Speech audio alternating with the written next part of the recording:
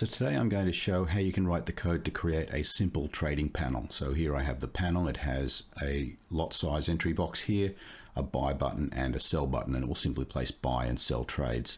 This video will be for MetaTrader 4. I have a similar video for MetaTrader 5 and I'll leave a link in the description for that video, but the code between the two is almost identical. So you can continue to watch this video or switch to the MetaTrader 5 if you prefer. This panel is very similar to the existing panel in MetaTrader 4. If I just click this down, you can see I have a sell and a buy button here. So you might be asking, why would I want to create a panel that does something that's already there? The video here is more about the technique to create this panel rather than the panel itself. So once you have that panel built, you can then expand it and do more with it. So you can, for example, make this entry for a percentage of risk, and you can set the buy and sell buttons so that you automatically get a take profit or a stop loss. Just as an example of how this could be expanded, I'm going to switch over now and look at a different expert advisor. It is not this expert, but it is an example of how you can expand on the techniques in here to have a more fully functional expert advisor. So just as an example to show how you can extend the expert that we're about to write, and I'll point out the expert that I'm showing you here is not the same one that we're about to write. This is just to show the kind of things that you can do with it. So this particular expert doesn't have a buy and a sell button. It has a market trade button and a limit or stop order button. So I still have an edit here where I can enter the size of the lots that I want to trade. It has these little three indicators here with lines. I can drag these around, so I can set my stop loss down here, take profit here, and I can decide where I'm going to place the order. So a buy limit here because it's below the price. I can move that above the current market price and becomes a buy stop. If I click the button, then it places my stop order here, and I've got an automatic take profit and stop loss at the levels where I set those earlier. If I just want to move this around a little, it turns it into a buy limit, as you can see when it goes below the price. If I move that outside the range of the take profit and stop loss, then obviously that's an invalid trade. So I get the invalid, invalid, and if I move back into the middle, I can reverse the order of these. If I move the take profit down here and the stop loss up there, then these become sell and sell stops. And if I move that up, then it becomes a sell limit.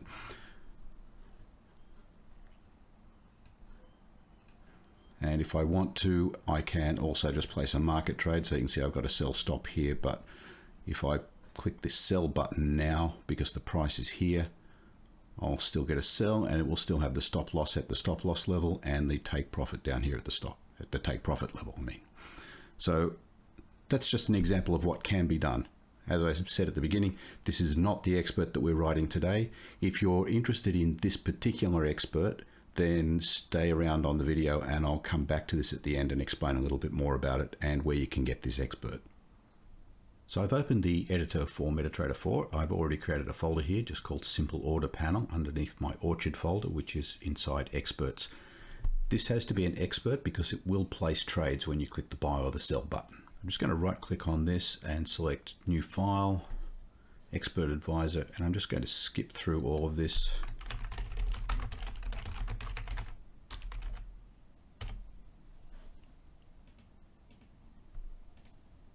Just to get that file created. And then because I really dislike the format that MetaQuotes uses when they create these templates, I'm just going to highlight everything, delete it, and paste in my own heading. So this simple order panel.mq4, property strict is used for MetaTrader 4, and then the standard copyright link and version. Now, up at the beginning in the intro, I said that the code for this is almost identical between MetaTrader 4 and 5. So what I'm going to be doing is putting the code right at the beginning here that is actually different between MetaTrader 4 and 5, and then I'll get into the code that is all the same. And I'll actually be taking the video that I make of the code that's the same and cutting that into the video for MetaTrader 5, so it will look the same in both. After this property strict, which is different between MetaTrader 4 and 5, the only other significant difference is the opening an order code.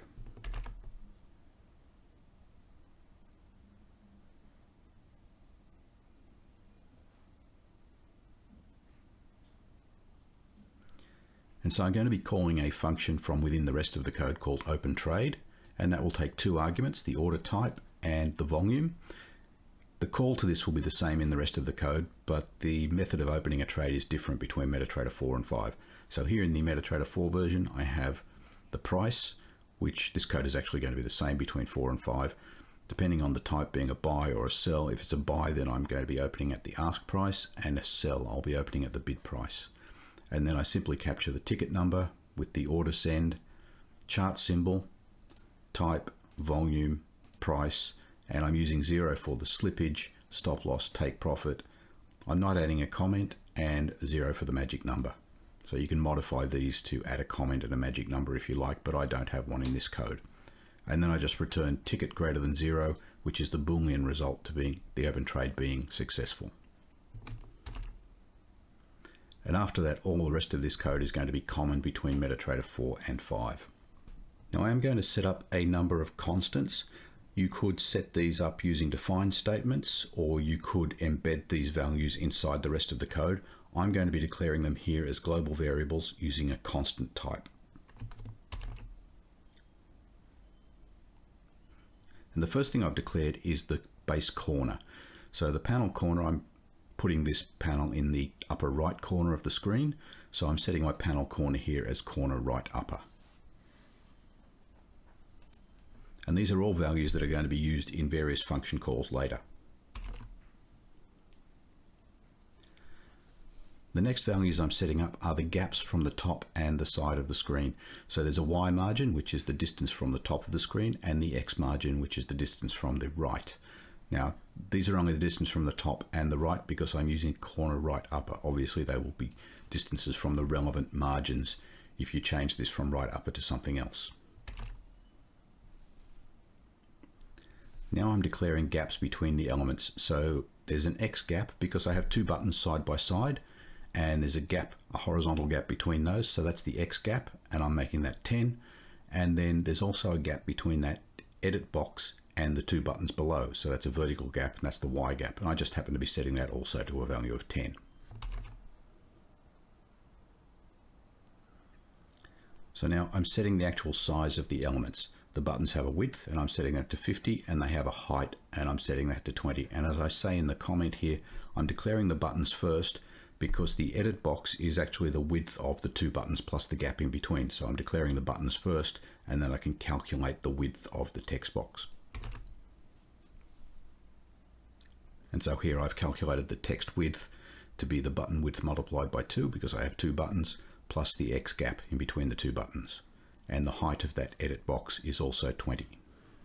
And now I'm going to put in the constants where I've actually calculated the locations of each of these three elements, of the edit box, of the buy button, and the sell button.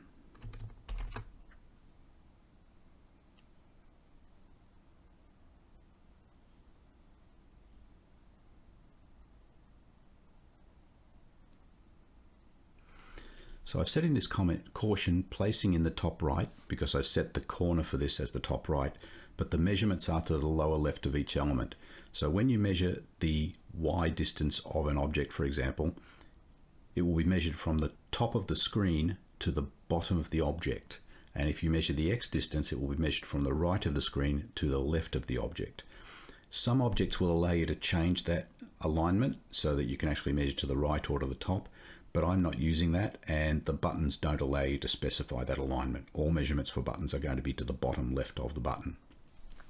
So the first thing I've set here is the text X. So the X position of the edit box is going to be the X margin. So that gives me the gap on the right hand side plus the width of that edit box. And then the Y position is of course the Y margin plus the height of that edit box.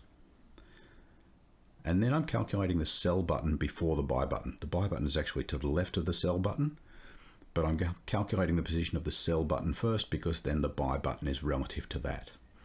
And the sell X is just the X margin plus the button width, the same as it was for the edit, but I'm using button width here. And the sell Y position then is text Y, so I'm already below this text Y position, plus the Y gap, the gap between things vertically, and plus the button height. And then the buy X position is cell X position plus the X gap plus the button width. So I'm moving from the left of the cell button plus a gap plus the width of a button again.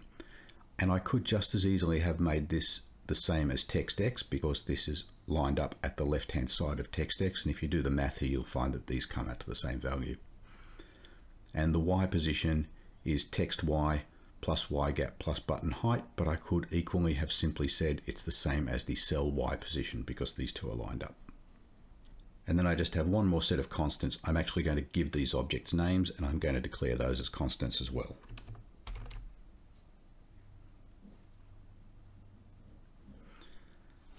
So my text name is just text underscore volume, then by button. I'll actually make that by underscore button. And cell button, there should have been an underscore there. And just remember, and I've already said this, these could equally have been defined statements, because I could have defined all of these things the same way. I've just chosen to use const ints and const strings, but you could easily use a define and everything would work the same way. And there are no inputs for this particular expert advisor. Everything you do is through the panel on screen, but I am going to set an initial value for the volume that is in the edit box. So I'm just declaring a double trade volume equals 0.01.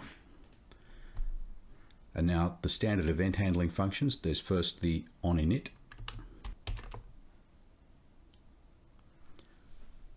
The OnInit function, I've just got this one statement in here, CreatePanel, we'll get to that soon, and then just return init succeeded. And CreatePanel is where I'll actually draw these objects on screen for the first time. In the OnDeinit function, I actually want to delete these objects from the screen.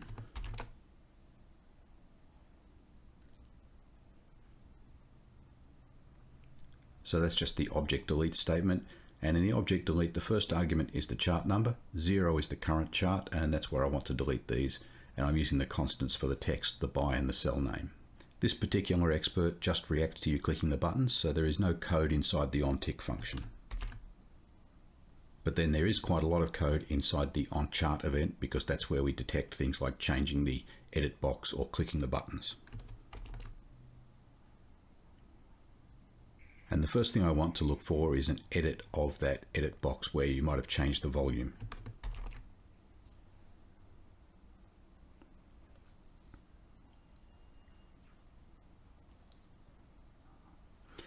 Now, I have an earlier video where I explained how to use things like chart events, and I'll leave a link in the description for that.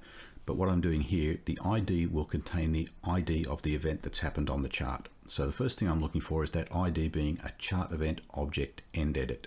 And that event happens when you finish editing that edit box by hitting something like return or by moving somewhere else on the screen. And I'm also then looking at sparam, this string parameter, which is the name of the object. And if that matches the text name, so if the ID is the end edit and the sparam is the name of the text box, then it means I've just finished editing that text box. I'm setting this volume text equal to object get string chart number 0, the name of the object, text name, and I'm getting the objprop underscore text, which is the text value. So I'm just capturing the value of the text from that object. The value of the object is not passed in any of these arguments. You have to go and get that yourself. The only thing that identifies the object is this sparam. And then I'm calling a function setVolume, passing in that volume text. So I've just encapsulated applying that volume, and that will actually set this trade volume to be the new volume that you've entered in that box. But it also does some validation on that volume text. And once I've done that, I simply call object set string chart 0, same object text name, setting the objprop underscore text, and I'm passing in string trade volume. So that simply converts that volume to a string. So after I've been through this verification of the volume, I've refilled the value in the text or the edit box. And I do that because if you've entered something invalid, then this will simply replace it with the old value. And then I just return, because there is nothing more to do if I've detected that it's a chart event, end edit, and it's the correct text object.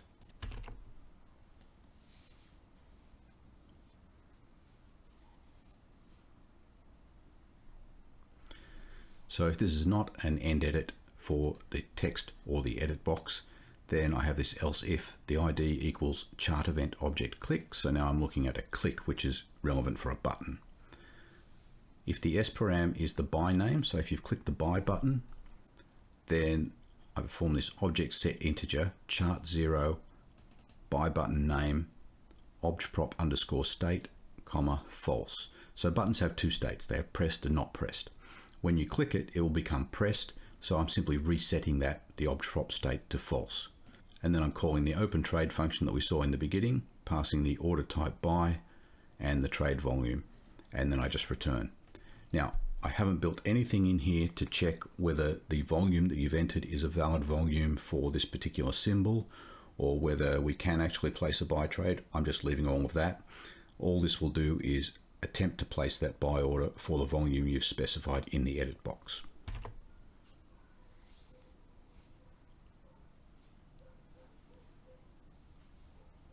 And then I have the same code for the sell object. So it's still inside this if ID equals chart event object click, but if it's not the buy button, then it might be the sell button. So if the S-param is equal to sell name, and I do all the same things, object set integer 0 sell name, obj_prop state false. The only difference here is that I open trade with order type sell instead of order type buy. And that's the end of the OnChartEvent code. And now I'll just cover the SetVolume code. That's the code that's being called if you've edited the edit box.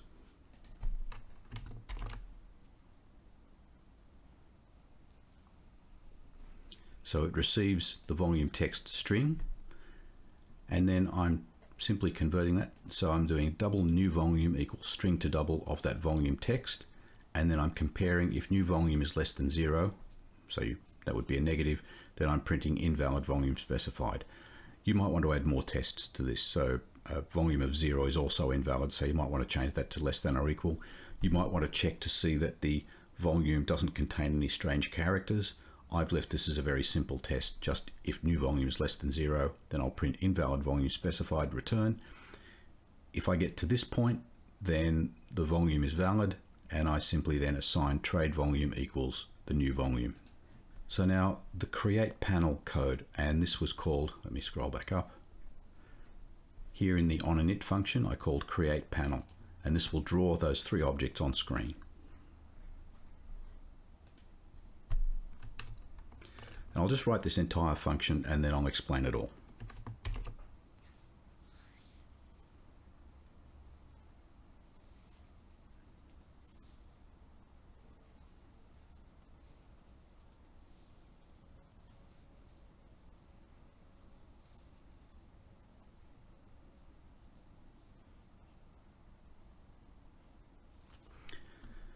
So the first thing I'm doing here, I'm calling object delete. In case these three objects exist on the screen from a past iteration or something, then I'm just deleting them. And that's just an object delete, chart number 0, current chart, and then the name of each of those three objects. And then I'm calling these three functions EditCreate and, well, two functions, EditCreate and then ButtonCreate. So the arguments here are the chart number, 0, the name of the object that I want to create for the edit, the sub window, and I'm putting these on the main chart, not any sub window like you might have for an RSI indicator that would be in a sub window. I'm putting these on the main chart. The X position, text X, and the Y position, text Y, the width, the height, and I should have wrapped this around, but I'll just move across. The initial value for the edit box, which is the trade volume converted to a string. The font name, I'm leaving this as Arial. The font size. The text alignment of that edit box.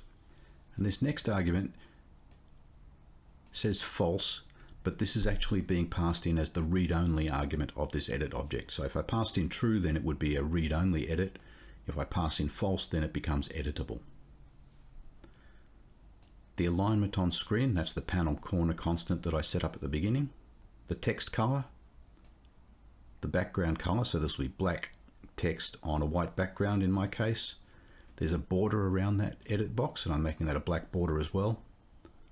Then I've got three arguments: false for this being a background object, it's not a background object. Is the object selected? No, it's false. and is the object hidden from the object list, and that's also false. And then finally the Z order 0, so I'm putting this at the front of the screen for mouse clicks.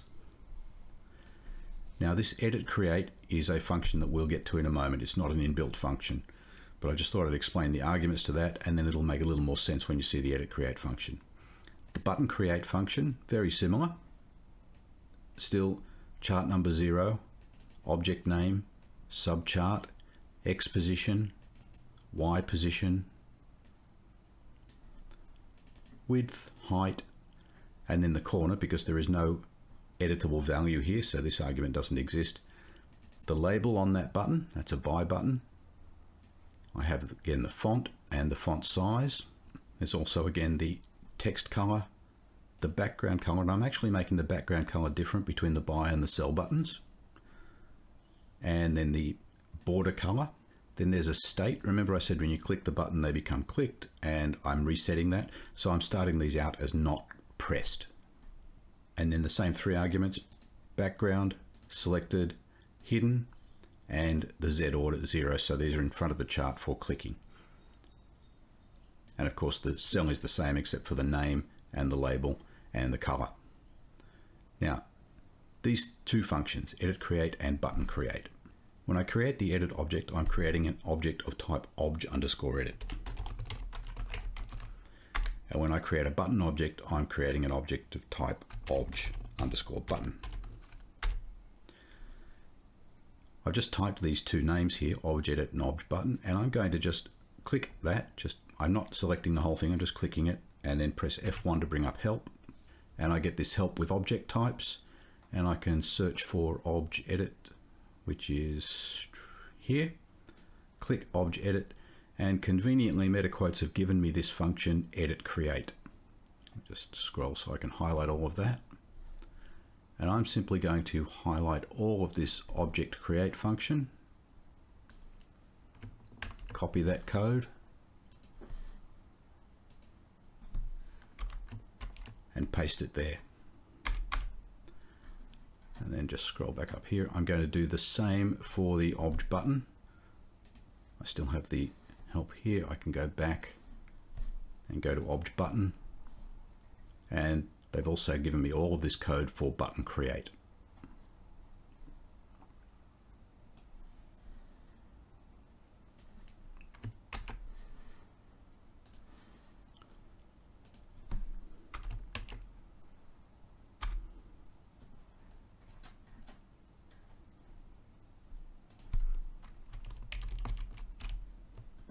So it's much easier than writing your own code. They've already created these functions for me. And now I should be able to compile that. Let's just see if I made any mistakes here. No errors, no warnings. And that will run now as it did in the demonstration at the beginning of the code. So that was all the common code. As I said, I placed at the beginning here the code that is actually different. I wouldn't normally write the code this way. I would typically put that at the bottom of the code, but just so that I could have all the common code in one place, I've grouped that up here.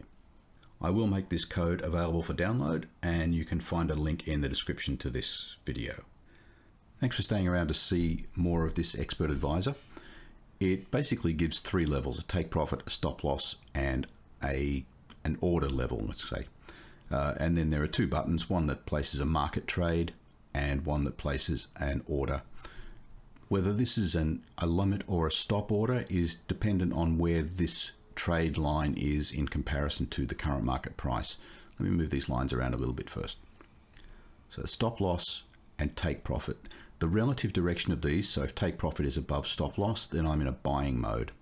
If I put the take profit below and the stop loss above, then you can see these have changed to sell, because I'm now in a selling mode given that the profit is below the stop loss.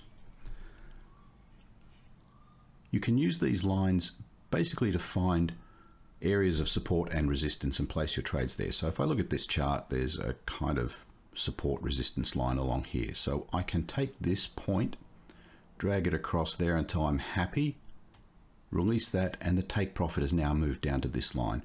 That will snap back in a few seconds. I've got the delay on this set at I think 10 seconds. So that will snap back to this point after 10 seconds. There we go. I can do the same with the stop loss. If I said this looks like a reasonable level, I can come up here, or I could say that that's a better stop loss level, or I might even say down here somewhere. I can set that anywhere I like. And there I have a stop loss. And then where I want to place my trade, I'll do the same with the sell. I'll just drag that out. I might want to sell at this point. So that goes through a couple of points there. That could be a reasonable support resistance level. So now I have take profit below the stop loss, therefore it's a selling mode. I have a sell stop here, and that's a sell stop because it is below the current market price. If I move that up and put it above the market price, it becomes a sell limit. And if I then click the sell limit button, you'll see that I now have a sell limit order placed here at the same level as that line. I have a stop loss here and a take profit here. And I'm ready to adjust this now for the next trade. Now, one thing you might find, if you simply try to drag this point here, if I place my mouse over that and I try to drag it, it's going to drag this trade. So I've built something in here that if I just click that, then this line automatically extends all the way across the screen for one thing, but also the trades have disappeared from the screen. And then I can move this without worrying about moving the trade. And once that 10-second delay is up, the trades will appear again and this line will snap back to that point. I don't need to wait for that. I can start moving these others around. You can see here the trades have come back already. I can do the same with any of these. If I click that take profit, for example, the trades disappear and the take profit line is now extended all the way across the screen. If I click the stop loss, the trades disappear and the stop loss line extends all the way across the screen. And that's useful if you want to do things like extend these lines and then scroll the chart backwards to set these.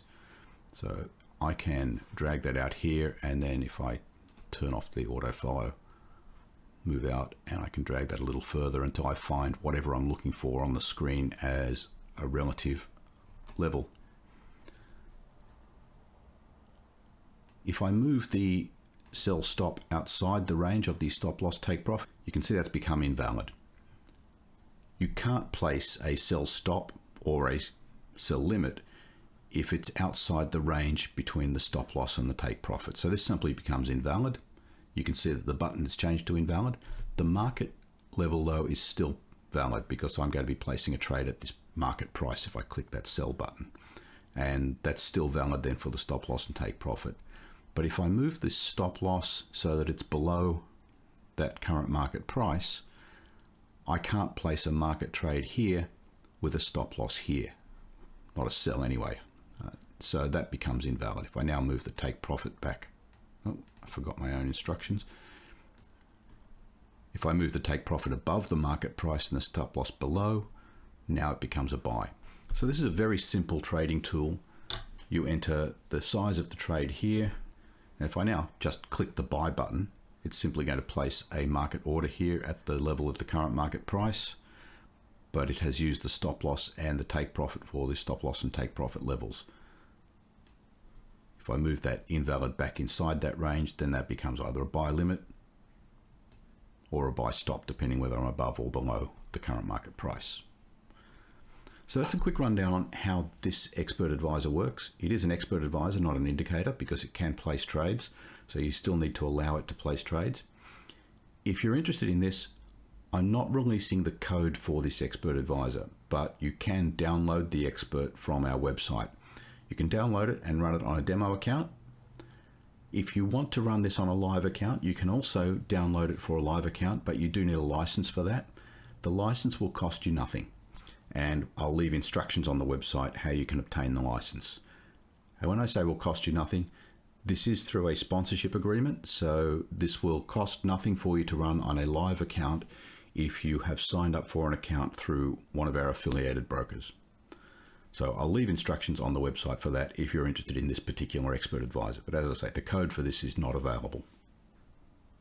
Until next time, thank you for watching.